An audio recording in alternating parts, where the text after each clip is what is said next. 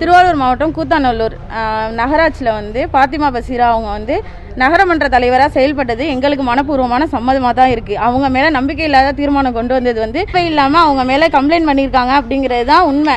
எங்களுக்கு நல்லபடியாக ரோடுக்கு இது பண்ணி கொடுத்துருக்காங்க, எல்லாமே பண்ணி கொடுத்துருக்காங்க. அப்படிங்கிற பட்சத்தில் இந்த டயத்தில் வேற ஒருத்தவங்களை மாற்றினா அப்படிங்கிற பட்சத்தில் எங்களுக்கு ரோடோ ஏதோ வராது.